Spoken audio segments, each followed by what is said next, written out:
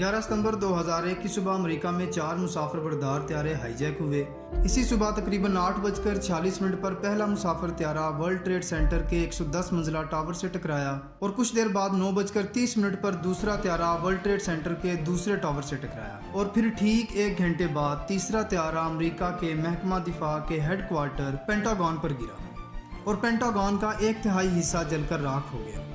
और फिर चौथा त्यारा जो व्हाइट हाउस की तरफ पेशकदमी कर रहा था, इसे लड़ाका त्यारों के जरिए मार गिराया गया। क्रिटिकल पॉइंट टीवी के नाजरीन, अस्सलाम वालेकुम। आज हम एक ऐसे मौजू पर बात करने जा रहे हैं जिस पर हमारा मीडिया हमेशा से खामोश रहा और यही वजह है कि बाकी दुनिया की तरह हम भी यही समझते हैं कि 9/11 का असल जिम्मेदार उसामा और उसकी जमात अलकायदा है। मुअज़्ज़ज़ नाजरीन, 9/11 वाक़या के पीछे वो कौन सी ताकतें थीं जो बड़े आराम से अमेरिका में पे दर पे हमले करवाती रहीं, यहाँ तक कि अमेरिका के डिफेंस के मरकज़ पेंटागन पर भी हमला हो गया लेकिन अमेरिका को खबर तक न हुई। इससे एक चीज़ तो वाज़ह है कि अमेरिका के इदारों में मौजूद लोग इस हमले में शामिल थे, वरना किसी के लिए भी ये मुमकिन नहीं था। मुअज़्ज़ज़ नाज़रीन, आगे मज़ीद बात करने से पहले हम चंद हक़ाइक़ आपके सामने रखेंगे जिनको आज तक हमारा मीडिया छुपाता रहा। इसके बाद आप लोग खुद जान जाएंगे कि ये हमले अमेरिका में मौजूद यहूदियों ने करवाए और इनकी पुष्ट पनाही इसराइली एजेंसियों ने की। नाज़रीन, अमेरिका के बोस्टन एयरपोर्ट से उड़ने वाली 2 फ्लाइट्स, जिनमें से एक ट्विन टावर के साथ टकराई और दूसरी को तयशुदा प्लान के मुताबिक पेंसिल्वेनिया में मिसाइल मारकर तबाह कर दिया गया। इन दोनों जहाज़ों का सिक्योरिटी प्लान एक इसराइली कंपनी हंटले ने बनाया था जिसका हेडक्वार्टर हॉलैंड में है। इस कंपनी को इसराइली फ़ौज और मुसाद के अफसरान चलाते हैं। इससे एक चीज़ तो वाज़ह है कि इसराइली कंपनी हंटले की मदद के बगैर इन दोनों जहाज़ों की हाईजैकिंग नामुमकिन थी। नाज़रीन, वर्ल्ड ट्रेड सेंटर में 4000 यहूदी काम करते थे और वर्ल्ड ट्रेड सेंटर की तबाही वाले दिन किसी भी यहूदी का मौजूद ना होना इस बात की लामत है कि इन सबको पहले से ही खबर थी कि 11 सितंबर को वर्ल्ड ट्रेड सेंटर में कुछ होने वाला है। 12 सितंबर को जेरूसलम पोस्ट ने एक सनसनीखेज खबर शाया की जिसमें बताया गया कि वर्ल्ड ट्रेड सेंटर से 4000 यहूदी लापता हैं और फिर एक हफ्ते बाद 19 सितंबर को कुवैत टीवी ने एक और पोस्ट शाया की जिसमें बताया गया कि इन 4000 यहूदियों को हादसे वाले दिन छुट्टी थी और ये लोग यरूशलेम में मौजूद हैं। यानी शाहिदीन के मुताबिक 5 अफराद को 9/11 के वाक़ये से पहले लिबर्टी पार्क में देखा गया और फिर जब वर्ल्ड ट्रेड सेंटर पर हमला हुआ तो इन लोगों ने अपने कैमरे निकाल कर सारे वाक़या की वीडियो बनाना शुरू कर दी और फिर नारे लगाते हुए शराब के नशे में धुत होकर खुशी से नाचने लगे। FBI की तहकीकात से पता चला कि ये 5 यहूदी थे और इनका ताल्लुक इसराइल की एजेंसी मुसाद से था। इनको इसलिए वहाँ भेजा गया ताकि ये जाकर देख सकें कि क्या सारा काम तयशुदा मंसूबे के मुताबिक हो रहा है। इसके अलावा मुसाद के एजेंट्स को FBI ने एक धमाका खेज वैन के हमरा गिरफ्तार किया लेकिन इसराइली वज़ीर आज़म एहूद ओलमर्ट की मुदाखलत पर इन्हें रिहा कर दिया गया। इन शवाहिद से साफ जाहिर होता है कि 9/11 में इसराइल की खुफिया एजेंसीज इन्वॉल्व थीं। नाज़रीन, अमेरिकी डिफेंस सेक्रेटरी डोनाल्ड रम्सफेल्ड ने 9/11 से एक दिन पहले 10 सितंबर 2001 को अपनी तकरीर में एतराफ़ किया कि डिफेंस बजट में 2300 अरब डॉलर यानी 2.3 ट्रिलियन डॉलर्स का घपला मौजूद है और अगले ही दिन हाईजैक शुदा त्यारा पेंटागन की इमारत के ऐन उसी हिस्से से टकराया जहां बजट एनालिस्ट्स के दफातर मौजूद थे।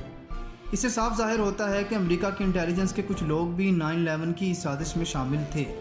According to some estimates, we cannot track $2.3 trillion in transactions. नाज़रीन, वर्ल्ड ट्रेड सेंटर में ज़मीन से 70 फुट की गहराई में बड़े बड़े तहखाने मौजूद थे जिनमें सोने और चांदी के बड़े ज़खायर थे जो इस साने के बाद से गायब हैं। उस वक्त वर्ल्ड ट्रेड सेंटर की इमारत की सिक्योरिटी का ठेका अमरीकी सदर जॉर्ज W. बुश के छोटे भाई मार्विन बुश के पास था।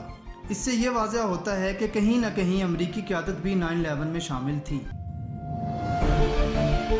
नाज़रीन, इसके अलावा 1995 में अमेरिका में बनने वाले बच्चों के मशहूर कार्टून जॉनी ब्रावो का एक सीन भी काफ़ी हद तक काबिल गौर है जिसमें एक दुकान पर लगे पोस्टर में वर्ल्ड ट्रेड सेंटर की तबाही दिखाई गई और इस पर लिखा था कमिंग सून, यानी अनकरीब ही वाक़या होने वाला है। ये कार्टून ना ही तो उसामा बिन लादेन ने बनाए थे और ना ही अलकायदा ने, ये अमेरिका में मौजूद सहूनी यहूदियों के बनाए हुए हैं। इससे आप बाखूबी अंदाज़ा लगा सकते हैं कि अमेरिका में मौजूद सहूनी यहूदी 9/11 के वाक़या की प्लानिंग काफ़ी पहले कर चुके थे। ان سب شواہد سے یہ بات تو کلیئر ہے کہ 9/11 کے سانحے میں نہ تو القاعدہ انوالو تھی اور نہ ہی اسامہ بن لادن۔ معزز ناظرین، کیسے ممکن ہے کہ افغانستان کے پہاڑوں میں رہنے والے ان لوگوں نے اتنی دور سے امریکہ کے سارے دفاعی نظام کو اپنے کنٹرول میں کر لیا، جبکہ امریکہ جو کہ دنیا کی سپر پاور ہے، جس کا ڈیفنس سسٹم دنیا کا بہترین ڈیفنس سسٹم ہے، ان کے سامنے بے بس تھا۔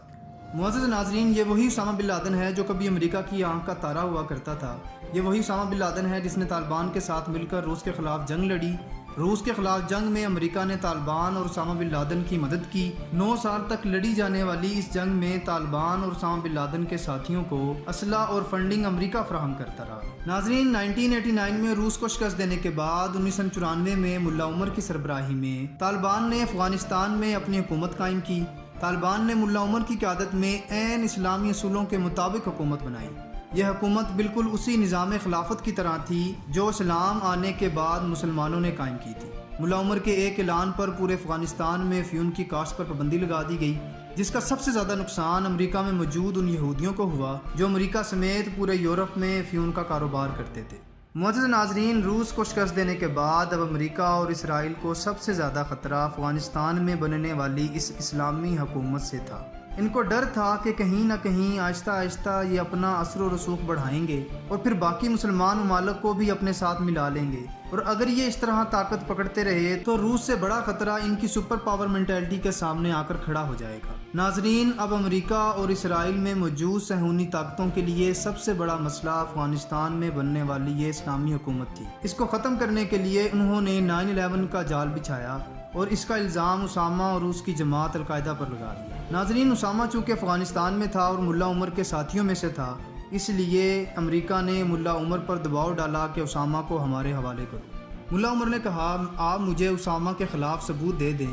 اگر یہ ثابت ہو جاتا ہے کہ 9/11 کا اٹیک اسامہ اور اس کے القاعدہ نے کروایا ہے تو میں آپ کو آپ کا ملزم دے دوں گا۔ لیکن امریکہ کے پاس اسامہ کے خلاف کوئی ثبوت نہیں تھے، اور بعد میں جو ثبوت دیے وہ اس قابل ہی نہیں تھے کہ ان پر کوئی فیصلہ کیا جاتا۔ تو ملا عمر نے کہا، میں اسامہ بن لادن کو آپ کے حوالے نہیں کر سکتا، کیونکہ آپ اسامہ بن لادن کو 9/11 کا مجرم ثابت کرنے میں ناکام رہے۔ امریکہ موقع کی تلاش میں تھا اور اسے موقع مل گیا۔ امریکہ نے افغانستان پر خوفناک حملہ کر دیا۔ لاکھوں افراد شہید ہوئے، زخمی ہوئے اور بے شمار لوگ افغانستان کو چھوڑ کر دوسرے علاقوں میں چلے گئے، اور کچھ ہی عرصے میں افغانستان کے حالات بدتر ہو گئے۔ یہ تھا وہ 9/11 کا پس منظر۔ اگر آپ لوگ امریکہ میں ہی بننے والی ڈاکومنٹریز اور 9/11 پر لکھی جانے والی بکس دیکھیں تو آپ کو علم ہو جائے گا کہ 9/11 کس نے کروایا۔ انہوں نے اپنے چند ہزار لوگ وہاں مروا دیے اور اس کے بدلے میں لاکھوں مسلمانوں کو شہید کیا اور ایک نہ ختم ہونے والی لمبی جنگ چھیڑ دی۔